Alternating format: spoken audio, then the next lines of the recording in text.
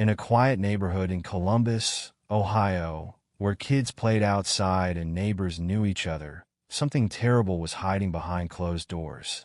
This is the story of a woman who tricked an entire family into believing she was an innocent child. But instead of bringing them happiness, she brought fear and danger. Lauren Mitchell was a single mother who worked hard to take care of her two sons, Joshua and Caleb. Life wasn't always easy, but their home was filled with love and faith. Then, in the fall of 2007, everything changed when someone new entered their lives. Lauren's sister, Bethany, introduced her to a small, shy girl named Annie. Annie had big, sad eyes and spoke softly, telling heartbreaking stories about being an orphan who had suffered abuse. She said she had no family and nowhere to go. Lauren's heart ached for the poor girl. With Bethany's encouragement, she decided to take Annie in, hoping to give her a safe and loving home. At first, Annie seemed sweet and polite. She helped with chores, played with the boys, and was always thankful for everything. But soon, little things didn't add up. Annie's stories kept changing. Sometimes, she acted older than a 12-year-old should. She seemed to have too much control over Joshua and Caleb, acting more like an adult than a child. Even when strange things started happening, Lauren ignored the warning signs. She trusted a person who only spoke to her through text messages, someone who called himself the doctor. He gave her strict rules on how to raise Annie, telling her that discipline was important. Slowly, their happy home turned into a place of fear and strict rules. But the truth was much worse than Lauren could have imagined. Annie wasn't a helpless child. She wasn't even a child at all. Her real name was Samantha Reeves, a 38-year-old woman with a history of tricking people. This wasn't just a simple lie. It was part of something much bigger. Samantha was working for a secretive cult called the Covenant of the Divine Path. As we go deeper into this chilling story, we will uncover how Samantha fooled an entire family, the terrible things she did, and the dark group that helped her. Stay with us, because this story only gets darker. Before we dive deeper into this story today, I'd like to invite you to subscribe to the channel if you're enjoying this journey, and give this video a thumbs up. Your support energized us for sharing this creeping story, and remember to turn on notifications so you won't miss any future episodes. Columbus, Ohio, was the kind of place where people felt safe. Families knew each other, kids played outside without worry, and life felt normal. But behind the doors of one home, something terrifying was happening. Lauren Mitchell was a hardworking mom. She had two sons, Joshua, 11, and Caleb, 9. She worked long hours at a dentist's office to provide for them. Their life was simple, but they had each other, and that was enough. Faith was important in their home. They prayed together every night and never missed Sunday church. Lauren believed in kindness and always helped those in need. But one act of kindness would lead her into a nightmare. One rainy night, her sister Bethany showed up at her door with a small, fragile girl standing beside her. The girl looked scared. She wore an oversized hoodie that swallowed her tiny frame, and her big, sad eyes filled with tears as she spoke. "I don't have anywhere else to go." Bethany explained that she met Annie at a shelter. The girl had run away from a terrible foster home where she had been abused. The people who had hurt her were involved in something dangerous, maybe even human trafficking. Annie had been hiding for months, terrified that they would find her. Bethany begged Lauren to let Annie stay, just for a little while, until they found a safe place for her. Lauren hesitated. Taking in a child, especially one with a troubled past, was a big responsibility. But when she looked at Annie, she didn't see a stranger. She saw a lost, scared little girl who needed a home. "Of course, she can stay," Lauren said, gently placing a hand on Annie's shoulder. And just like that, she let evil into her house. At first, everything seemed fine. Annie was polite and quiet. She helped with housework, played games with Joshua and Caleb, and always said thank you. At night, Lauren could hear her softly crying in her room, whispering prayers of gratitude. Lauren's heart swelled with love. She thought she had done the right thing. As the weeks passed, Annie started to open up. She told Lauren about the horrible things she had been through. She spoke about nights locked in a basement. She showed scars from people who had hurt her. She flinched whenever someone raised their voice. Lauren hugged her and promised, "You're safe here. No one will ever hurt you again." But Lauren didn't know the truth. Annie wasn't a scared little girl. She was something much worse. At first, the changes were small. Annie didn't always act like a child. She spoke too maturely for a 12-year-old. She knew things that no kid should know. Joshua noticed first. "Mom, Annie's kind of weird," he whispered while setting the dinner table one night. Lauren frowned. "What do you mean?" Joshua shrugged. "She just acts different. Not like a kid. I don't know." Lauren dismissed his concerns. Of course, Annie was different. She had been through so much. Then something happened that she couldn't ignore. One night, a scream shattered the silence. Lauren jumped out of bed, heart pounding. It was Caleb. She ran into his room and found him curled under his blankets, shaking. "What happened?" she asked, pulling him close. Caleb pointed to the doorway. His voice trembled. "Annie, she was standing in my room, just standing there, watching me." Lauren's blood ran cold. She turned toward the hallway. And there, in the darkness, she saw Annie. The dim bathroom light cast shadows across her face. Her eyes looked empty. "Annie, what are you doing?" Lauren asked. Annie didn't answer at first. She just stood there.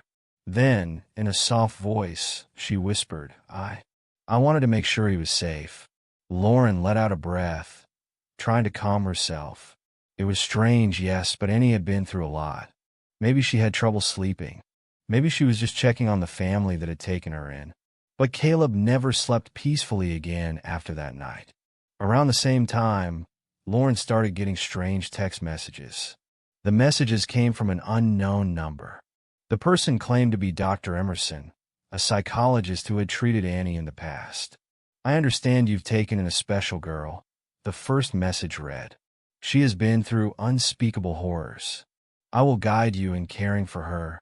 Lauren's stomach twisted. "Who is this?" she texted back. "Bethany gave me your number." The reply came instantly. "She wanted to make sure you had the right support." Lauren relaxed. If Bethany trusted him, she should too. At first, the messages seemed helpful. Dr. Emerson gave advice on how to care for Annie, what food she preferred, how to comfort her during nightmares. But soon the messages became different. "It is important that Annie feels safe. Make sure the boys do not upset her. If they do, discipline must be strict." Lauren frowned. Joshua and Caleb weren't being mean to Annie. They were patient and kind. But she trusted Dr. Emerson, and that was her mistake. Because the real Dr. Emerson didn't exist. And the person texting her wasn't trying to help. He was part of something much darker. And Annie, the girl she had welcomed into her home, was about to turn her family against each other. The trap had been set. And soon, Lauren would lose everything. The Mitchell home didn't feel the same anymore. The warmth and laughter were gone. The air felt heavy, like something unseen was pressing down on the walls. Lauren didn't notice at first. She was too focused on Annie. She followed every instruction from Dr. Emerson, believing she was doing the right thing. But Joshua and Caleb noticed. Annie wasn't just another child in the house. She was taking over. She stopped eating meals with them, always saying she wasn't hungry. But food kept disappearing from the fridge. When Lauren checked Annie's room, she found untouched plates of food hidden under the bed, molding and rotten. Then Duke, their family dog, went missing. One afternoon, he was there sitting on the porch, wagging his tail. And then, he was gone. Joshua and Caleb searched everywhere, calling his name, but there was no sign of him. No open gates. No tracks in the dirt. It was like he had vanished into thin air. "Annie, have you seen Duke?" Caleb asked. Annie barely reacted.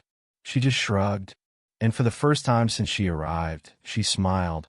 Lauren told herself it was nothing, a coincidence.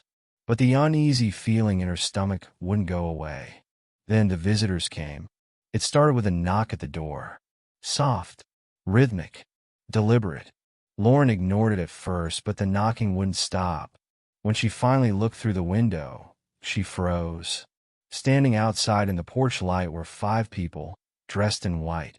Their heads were bowed. Their hands were clasped together in silent prayer. Bethany was with them. She looked up and smiled.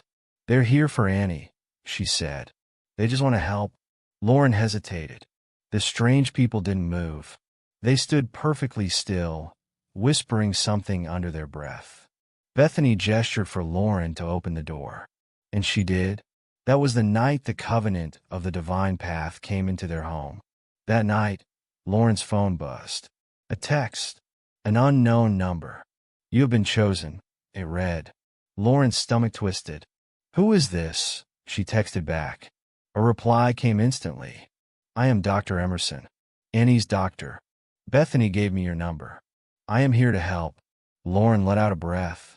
If Bethany trusted him, she should too. At first, the messages seemed helpful. Dr. Emerson told her how to comfort Annie, how to help her heal. But then his instructions became strange. "Annie is special. She must feel safe. The boys cannot question her authority. If they do, you must correct them." Lauren hesitated. Joshua and Caleb weren't cruel to Annie. They were good kids. But she trusted Dr. Emerson. She started punishing the boys. At first it was small things, earlier bedtimes, extra chores. But soon it became worse. She locked them in their room for hours. She nailed the windows shut. They weren't allowed to speak unless spoken to. Then the kneeling started. Lauren made them kneel on the hardwood floor for long periods of time. Annie stood beside her, watching. "You must learn respect," Lauren told them. The next day, she scattered uncooked rice on the floor. The boys were forced to kneel on it until their skin was raw and bleeding. Lauren barely recognized herself anymore. And Annie was smiling. Lauren stopped leaving the house.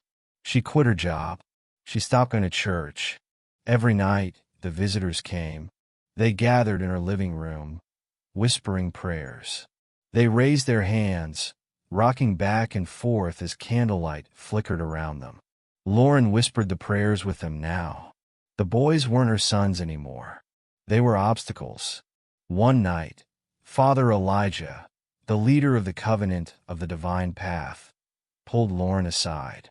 His voice was barely above a whisper. "It is time," he said. Lauren's breath hitched. "Time for what?" He smiled. "The sacrifice." Lauren's heart pounded. She looked past him, into the living room. The cult members were still praying. Annie sat in the center of them, eyes closed, her face calm. For the first time in months, Lauren felt a sliver of doubt. "What do you mean?" she asked. Father Elijah smiled again. "You know what I mean?" Lauren turned toward Annie. Annie opened her eyes. And for the first time, Lauren saw it. The truth. Annie wasn't Annie. She wasn't even a child. And by the time Lauren realized what she had done, it was already too late. Joshua and Caleb had been locked away for weeks. Their small bedroom had become a prison. No light, no warmth, only silence. But Caleb had been listening. While you are enjoying this interesting story, please subscribe to the channel.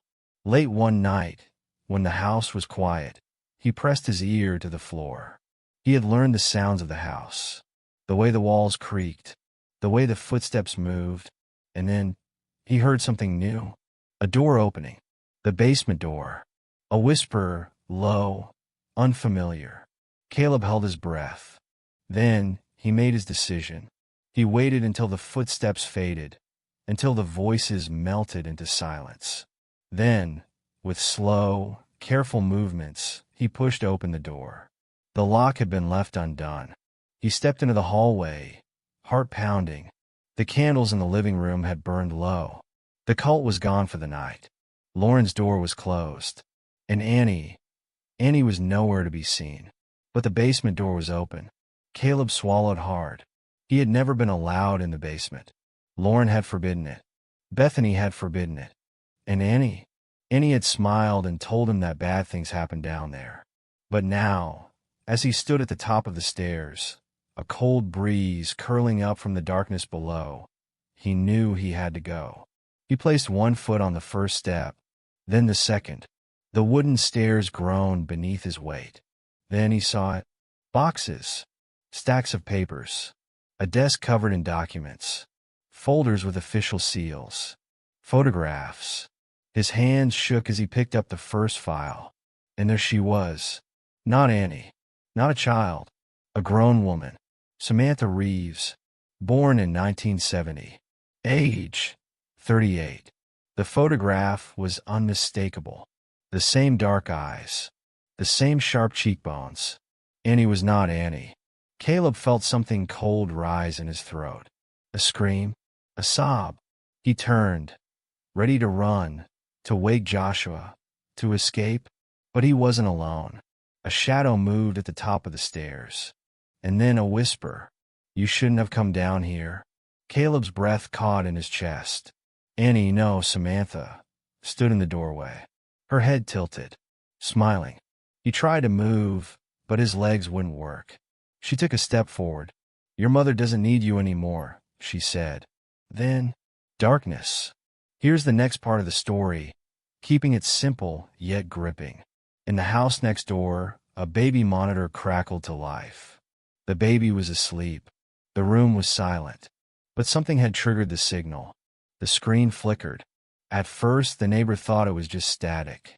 But as the picture sharpened, her heart began to race. A child. Naked. Bound. At first, she thought she was seeing things. A broken signal. Maybe interference. But then, the child moved. Dim candlelight flickered in the background. A figure passed through the shadows. And then, the child turned toward the camera and whispered, "Help me." The neighbor gasped, hands shaking as she reached for her phone. The call to 911 was frantic, barely making sense. The child is in danger, she cried. Something is wrong next door. Minutes later, red and blue lights flooded the quiet street. The Mitchell house stood eerily still. The front door was locked. The windows were dark. The curtains were drawn. Inside, Lauren stood by the door, frozen in place. Behind her, Father Elijah rested a hand on her shoulder. Annie, Samantha, stood nearby, her eyes wide, her lips trembling. They can't come in, she whispered. Make them go away. Lauren nodded. She opened the door just a crack, meeting the officer's eyes. Everything is fine, she said. You don't need to be here. But the lead officer had already seen too much. The dim candlelight, the shifting shadows, the way Lauren stood like she was in a trance. Then, a sound, a faint whimper. The officer stepped forward. Lauren blocked the door. You can't come in, she said again. But it was too late. The officers pushed past her, and what they found inside made their blood run cold. The officers moved quickly. They searched the house. And when they opened the basement door, they nearly stopped in their tracks. The air smelled rotten, damp like something decaying, and there in the corner, barely breathing, was Caleb. His wrists were bruised. His ribs stuck out beneath his skin. He had been locked in a small cage, curled up like a wounded animal. And in the next room, Joshua sat in silence, his eyes hollow, his hands shaking. But then, another sound. Crying. A small figure ran toward the officers, grabbing at their arms. Please. Annie sobbed. They hurt me. They locked me in the basement. Please don't let them take me back. For a moment, the officers hesitated. She looked like a child. She sounded like a child. But then, one of them spotted the files scattered across the floor. The name, the date of birth, the truth. Annie wasn't a child. She wasn't even close. And just like that, the illusion shattered. While you are enjoying this interesting story, please subscribe to the channel. Yellow police tape stretched across the front of the house. Investigators moved through the rooms, collecting evidence. The air was thick with the scent of burned-out candles, and something else. Something foul. The officers documented everything. The cage. The symbols painted on the basement walls. The rotten food scattered across the floor. But then, they found something even worse. Files. Dozens of them. This wasn't just about Lauren's family. It was bigger. The files led police to other homes, other families, other children. In one house, they found a boy locked in a closet, nearly starved to death. In another, a girl was missing entirely. No trace, no records. The covenant had spread further than anyone realized. In total, 7 families were investigated, and what they found was beyond disturbing. Parents who had once been loving and kind had turned on their own children, all in the name of purification. The media called it the House of Horror cult. News stations ran the footage on repeat. The basement cage. The text messages from Dr. Emerson. The faces of the children who had been saved. But the image that haunted people the most was Samantha Reeves' mugshot. Dark, unblinking eyes. A face too young for a woman. Too old for a child. She had fooled them all. Lauren Mitchell was sentenced to 10 years in prison for child abuse and neglect. Bethany Mitchell got 12 years for conspiracy and endangering minors. Father Elijah and other cult leaders were arrested. The cult was dismantled. The victims were rescued. For a moment, it seemed like justice had been served. But then, Samantha disappeared. 2 weeks before her trial, she was gone. Her cell was empty. The security cameras had malfunctioned. No one saw her leave. For months, the search continued. Investigators traced dozens of false identities. Then, 1 year later, a private school in Denver, Colorado, reported something strange. A new student, 13 years old, quiet, reserved. His name was Adam. A teacher requested medical records. There were none. By the time authorities arrived, Adam was gone. All that remained was a neatly folded school uniform, left behind in an empty dorm room. Samantha Reeves had done it again, and to this day, her whereabouts remain unknown. The case of Samantha Reeves is more than just a crime story. It's a warning, because Samantha wasn't just a fraud. She wasn't just a manipulator. She was a predator. She didn't need weapons. She didn't need violence. All she needed was trust, and she knew exactly how to take it.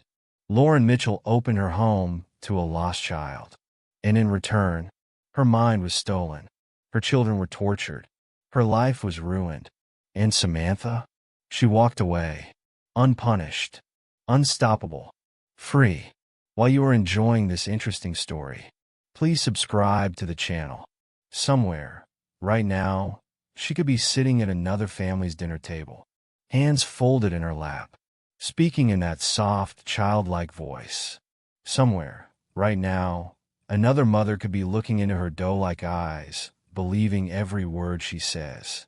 Somewhere, right now, another child could be locked away, whispering into the dark, hoping someone will save them. We may never know how many lives she has destroyed, but one thing is certain, she's still out there. How many families has she deceived since? How many more will she deceive? And worst of all, could something like this happen again? If one woman could do this, who else is out there, right now, doing the same thing? Is there another Samantha Reeves? Another Annie? Another family about to open their door to a nightmare?